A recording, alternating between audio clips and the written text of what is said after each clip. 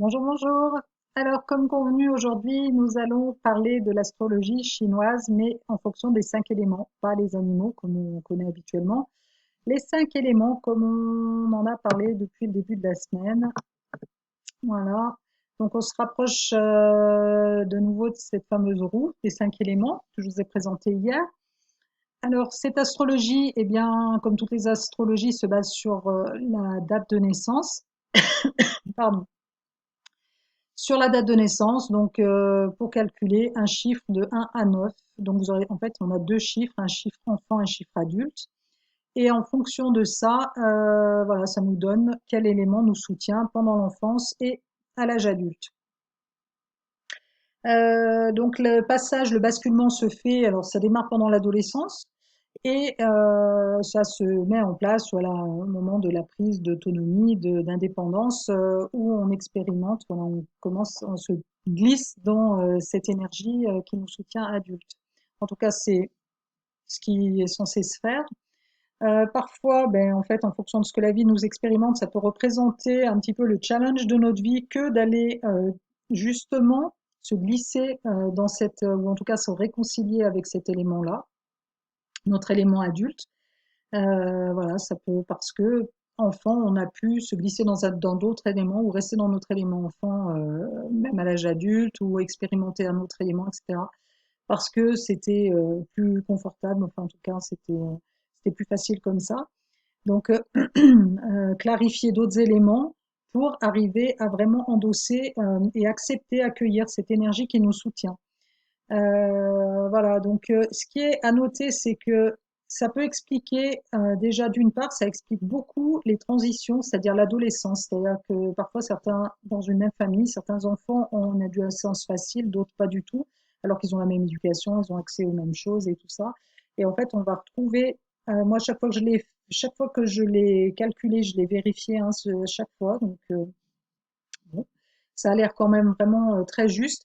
C'est-à-dire que quand on passe d'un élément, si on reste dans le même élément, ben, il n'y a aucune difficulté. Si on passe d'un élément père à un élément enfant, ça passe très bien aussi, puisque c'est l'élément qu'on a nourri. Donc, par exemple, du bois au feu. Si on passe du feu au bois, ben, en fait, ça passe bien aussi globalement parce que c'est l'énergie qui nous a nourris, donc c'est une énergie qu'on connaît et qu'on aime bien. Ça peut être juste un petit peu difficile. Enfin, on peut juste traîner un peu des pieds à le faire, à le mettre en place parce que on passe déjà à l'âge adulte, donc on est censé devenir responsable, on quitte l'enfance. Donc certains sont un peu nostalgiques de quitter l'enfance. Et si c'est le fait d'endosser l'énergie, une énergie parent qui, voilà, on rajoute un petit peu sur le fait de sortir de l'enfance et de basculer dans l'âge adulte. C'est comme si on devenait un peu deux fois adulte, particulièrement si on remonte de l'eau au métal, ou le métal, il a quand même ce côté où il cadre, il met les structures, il met en place les choses, il ordonne et tout ça, qui peut voilà, montrer des signes un petit peu pas très fun et voilà, on peut traîner un peu des pieds tardivement à s'installer dans cette énergie-là, mais globalement ça se passe bien. Dès qu'on est concerné par le cycle de contrôle, c'est-à-dire qu'on passe de la terre au bois ou du bois à la terre, de l'eau à la terre ou de l'eau au feu, du feu à l'eau, enfin, peu importe dans ces relations donc avec les flèches rouges, là ça devient difficile parce que on va remonter, soit on doit aller incarner, enfin on doit aller expérimenter une énergie bah, qu'on a contrôlée, c'est-à-dire un peu des qualités d'énergie qu'on a toujours un peu rejetées, qu'on n'a pas jamais trop aimées. Et puis si c'est le contraire, si on doit remonter sur l'élément qui nous a contrôlés, en fait c'est celui qu'on n'aimait pas, qu'on dit j'aime pas du tout cette énergie-là, c'est ces gens qui sont comme ci, comme ça. Et en fait, ben, c'est ça que je dois devenir.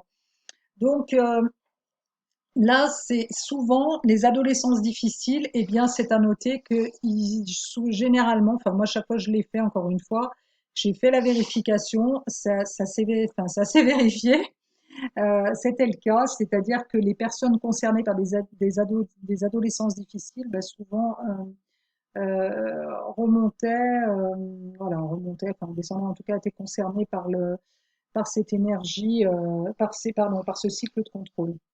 On peut après, avec ça, jouer. Alors, quand on est deux fois dans la même énergie, Bien, voilà, c'est juste que parfois, on a du mal à s'ouvrir aux autres énergies ou en tout cas à comprendre comment les autres fonctionnent. Ce qui est sympa aussi à expérimenter avec cette technique-là, c'est de voir dans le couple, dans les relations, parents-enfants, etc. Qu'est-ce qui se joue, qu'est-ce que moi je suis comme, voilà, où je me situe, où se situe mon compagnon, ma compagne, qu'est-ce qui se joue entre nous, etc.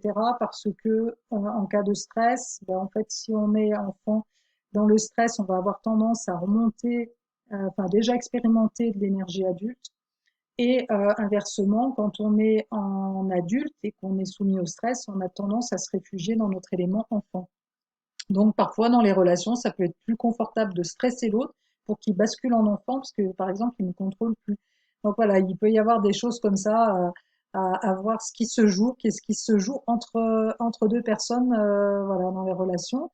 Ça ne remplace pas les autres techniques, la numérologie, l'astrologie, tout ce que vous pouvez avoir comme information, voilà, d'autres sources. Ça remplace pas.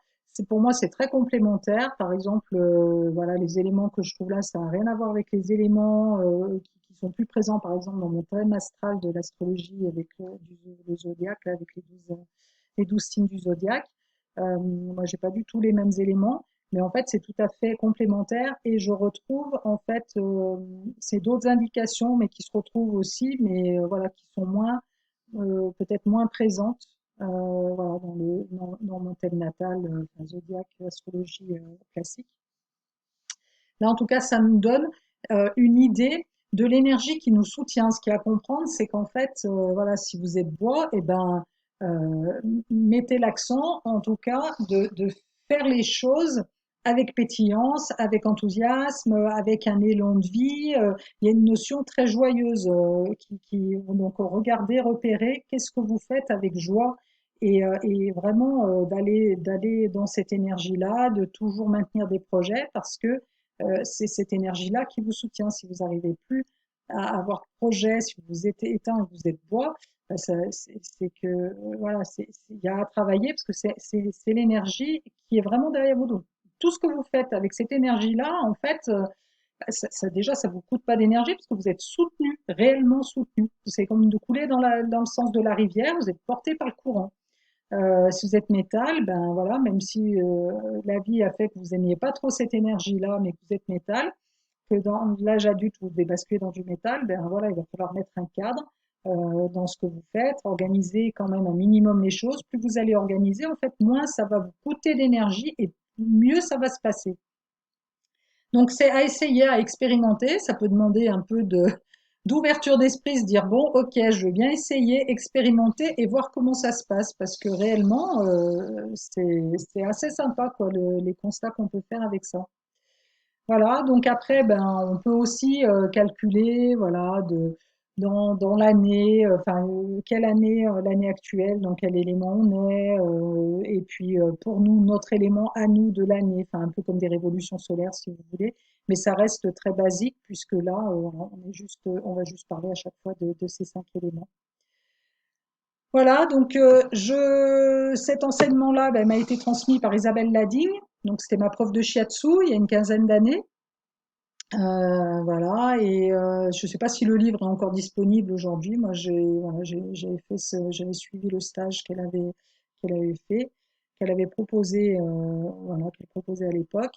Et c'est vrai que j'ai toujours gardé ça, voilà, comme en toile de fond parce que je trouve ça super sympa.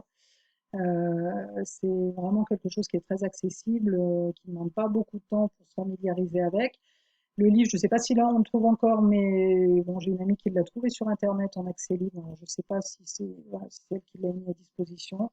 S'il y a des gens que ça intéresse, ben, écoutez, posez-moi des questions dans les commentaires.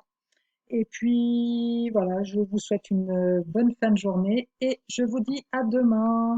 Bye bye.